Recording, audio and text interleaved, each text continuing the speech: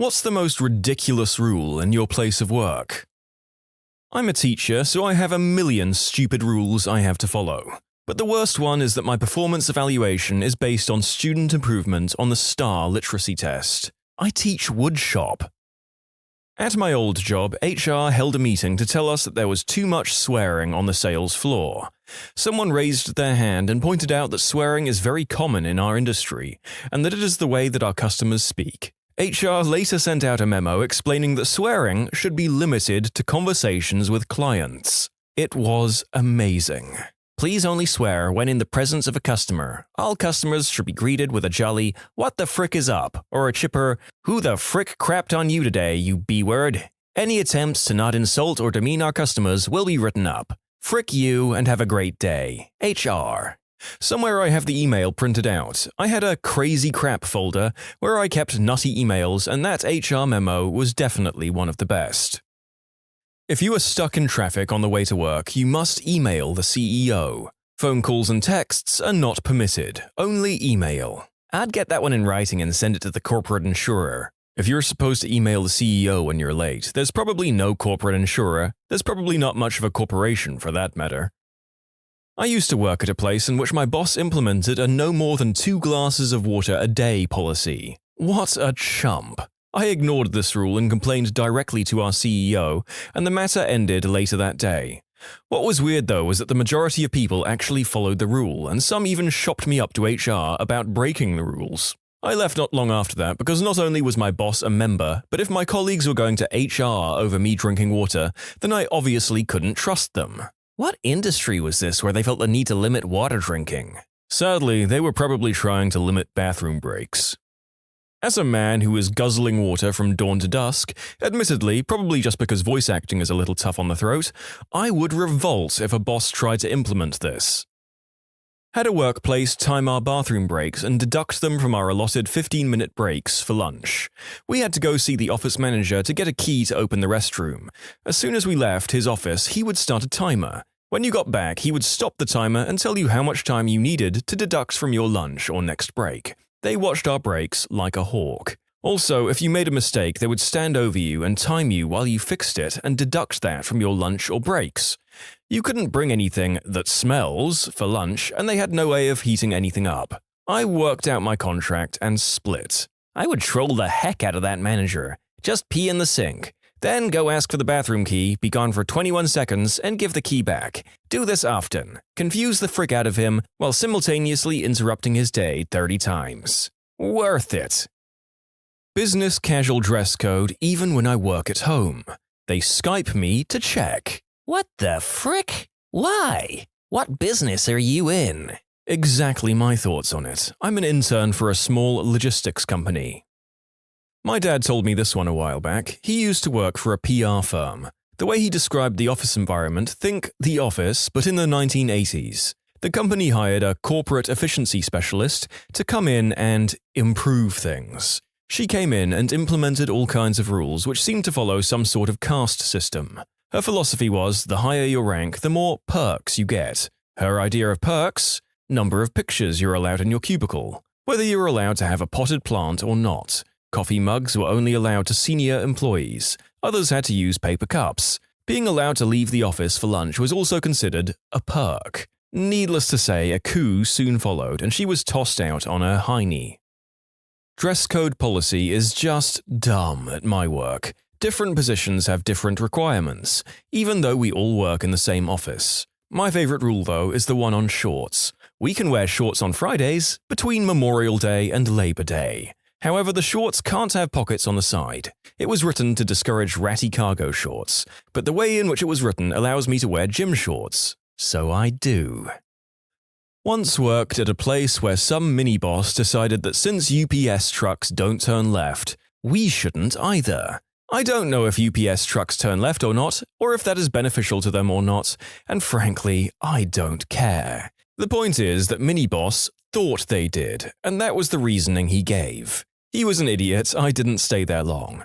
This was a goddamn ambulance company with a 911 contract. I will turn left if and when I fricking need to turn left. Not my current job, but I used to work for some crazy people. You had to stand in a specific area while eating so they could see you on the camera. Don't talk to customers longer than 3 minutes unless you're making a big sale. Even then, keep it short. Answer the phone within 2 rings. Keep the conversation to less than 30 seconds. You can't talk to your coworkers outside of work. You can't talk to your coworkers while at work, even if there was not a single customer in the store. I'm sure there's more, I just can't think of them right now. Old job of mine in a warehouse. Our stations were pretty far apart, so when we'd listen to music, we'd all usually have our own stuff playing. Not a problem since you could barely hear the neighbor's music. Well, the CEO didn't like hearing multiple songs when walking through the warehouse. He made a rule that we all either had to listen to the same music or none at all. I'd put on the same song, but everyone started at 15 seconds apart.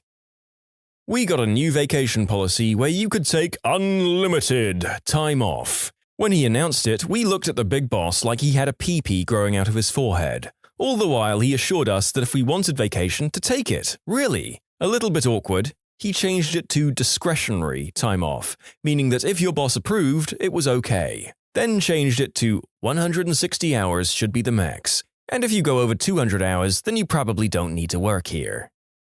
I can't reconcile with how these people implement these policies and come across as a good person in their own heads. It's one thing to be desperate in rough times, but the sneakiness is what gets me. I once needed a pen. Figured this was a reasonable ask. Went to the supply closet on my floor, which was locked. Asked the floor's admin. She told me to go to the main supply room in the basement. Went to the basement and explained my situation of needing a pen. They told me all requests for supplies must be approved by my department head. Problem is, being new, I'd never met my department head. She also worked in San Francisco. I work in Milwaukee. So I needed to send an email both introducing myself and asking her if I had permission to get a pen from the supply closet. This is my favorite one so far. It's so ridiculous in every way. In my first one-on-one with my boss, she asked me how everything was going. I said fine, but explained that I wasn't able to get a pen, which made taking notes and meetings difficult. She got up, went to her desk, and grabbed me a handful of pens. If you had to take leave on Monday or Friday so that you had an extended weekend of 3 days instead of 2, it was counted as 3 days leave, counting Saturday and Sunday. Deal with that. This was in a small private company in India dealing with medical writing. If you're 1 minute late, it's tardy. If you take a half day, nothing goes on your record. I was told to just take a half day if you're going to be late because they straight up fire you for tardies. Also, if you clock out early, it's a tardy. If you have to go to the doctor on lunch break and it's going to take an hour and 10 minutes, take the rest of the day off. Weird. Firemen. Our risk management department decided long ago that poles were too risky for us. So we used the stairs. We have poles. Anyway, now the newest rule is no free weights, as in no free weights to work out and stay fit. Go into burning high-rise, absolutely. Walk around the station carrying 40-pound dumbbells, too risky. I feel you. My fire department just got some workout equipment, rowing machine and bike, and it had been delayed due to liability concerns. But we actually have a fire pole that we use. It's all very confusing. We aren't allowed to wear jackets unless they're purchased from the resort gift shop with the hotel name logo on it. They're $50+ and we don't get reimbursed, but it's the price you pay to stay warm in the cold months. McDonald's did this to us when I worked there. They paid half, but they were still like $50 to $60 for a crappy fleece. I just wore my regular jacket and nobody said a thing.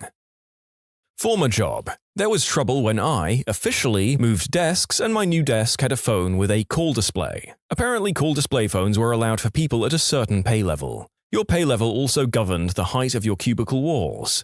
My manager's solution was to promote me. Another former job, we were mandated to work on an engineering-related project outside of work hours, because a responsible engineer always gives back to the engineering community. I could live with that. However, your project had to be related to the company's business. We have to do all of our paperwork at least 3 times. There is a copy of it in our personal folders, a copy online, and a copy in our store folders. Not only does it waste time and paper, but forgetting to do one has gotten people fired. They did the other 2 identical pieces of paperwork confirming that yes, they did take out the trash, and yes, they did check the store voicemail, but how dare they forget to do the 3rd piece of identical paperwork. Our weekly visits from corporate revolve around whether or not we've done all this paperwork. It's so redundant. My workplace doesn't let you use the word problems. Instead, we have to say challenges if something is wrong. As a problem is a negative word, and challenges promotes the fact that there is room to fix said problem. But problems have solutions. I'd love to have a boss tell me my drinking has become a challenge.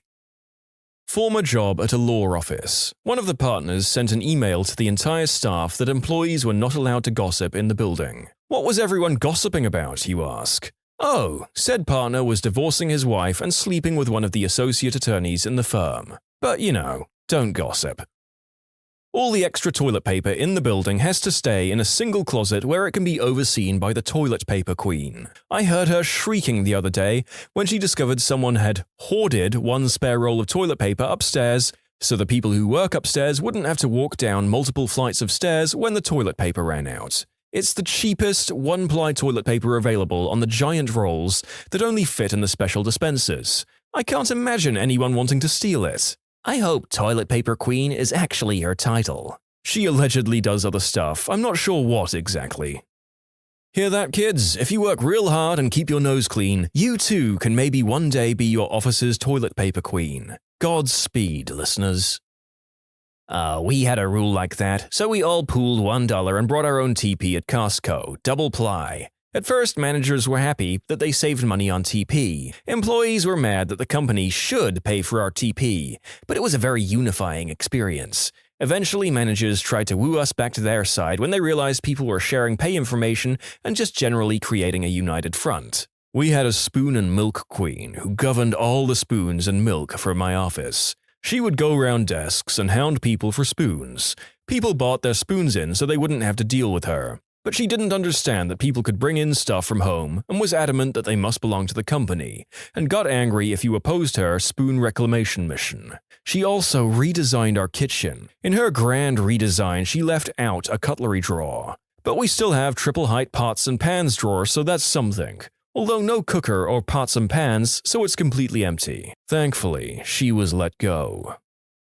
I used to work for the now long-defunct books, movies, and music store MediaPlay. Just one of the 285 reasons that poorly run businesses ran into the ground was the tardy or attendance policies. If you were literally 0.01 seconds late clocking in, even hours before the store opened, it was a really, really big deal. You'd not only be formally written up, but lectured like a child, oftentimes berated even. If you were tardy 3 times, bye-bye. However, if you no-showed and then called 2 hours later saying you were sick, okay, thank you, feel better. This trained everyone to just take sick days instead of being half a second late to work.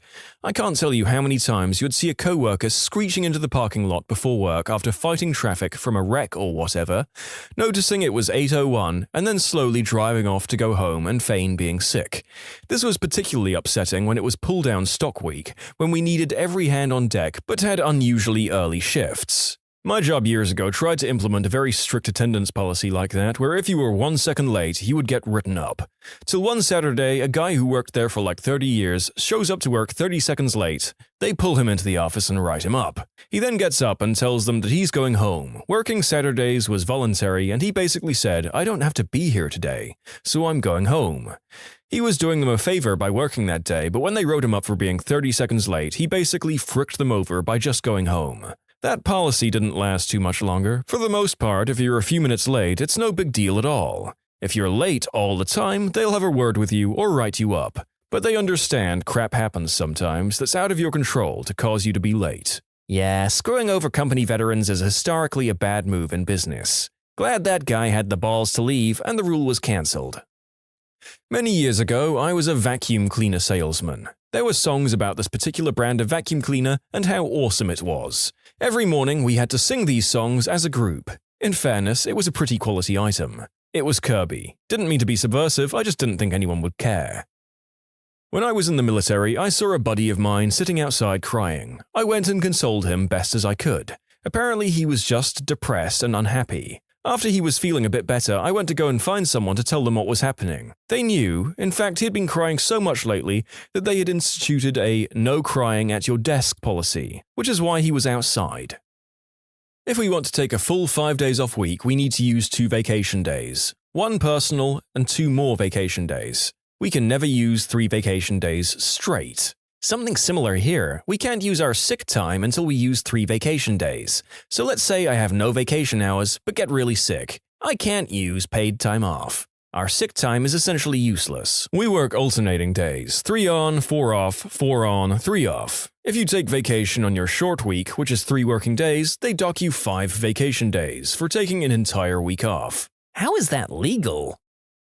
I drive valet. The company handbook says you're never allowed to back up. Ever. You absolutely cannot do the job without reverse. It's impossible. It's in there because of liability and our insurance policy. This way, it can always be the valet's fault if an accident ever occurs. Perhaps this will answer the most repeated question: if the rule says no reverse, yet you're expected to park a car, how can you park the car? Answer: never hit anything and always reverse despite the rules. Expect to be fired should you hit anything in reverse, but probably not. The rule only exists to cover the company's butt, but if they don't feel threatened by you working there and you're an asset, you will still not be fired. And yes, many people are questioning the legality of it, and you're right. It wouldn't hold up in courts, but it's in the handbook and it's silly, so I posted it. We can't ask others if they just want to come and grab a coffee in the break room. Just develop a subtle nod that means the same thing. How about a slap on the bum and a wink? The last commenter's suggestion for a signal is hilarious, but also feels like a great way to noticeably break a whole bunch of other, much more strictly enforced rules. Not accusing other staff members of being witches.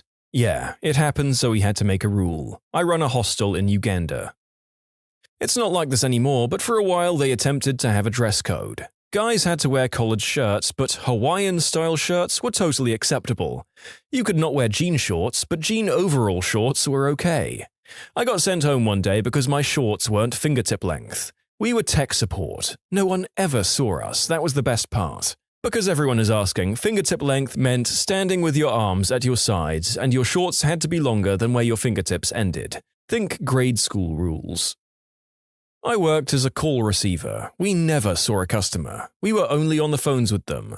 Rule: your hair must be only a natural color. I dyed my hair the exact same color that someone from a different shift had.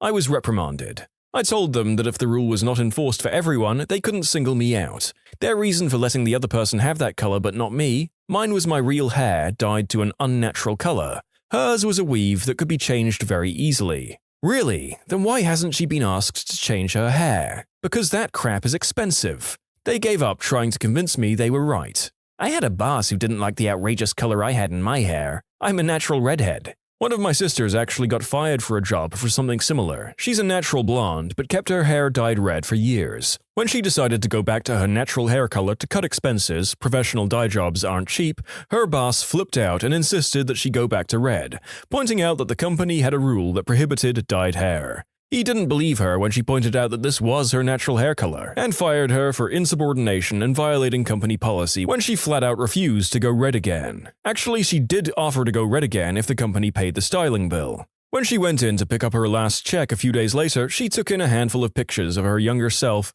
to prove that blonde really was her natural color. Her boss just looked at them and said, "That just means you've been violating company policy for years, and that I should have fired you a long time ago. Don't bother using us as a reference." She was talking to a lawyer about a possible lawsuit, but I don't think anything ever came of it.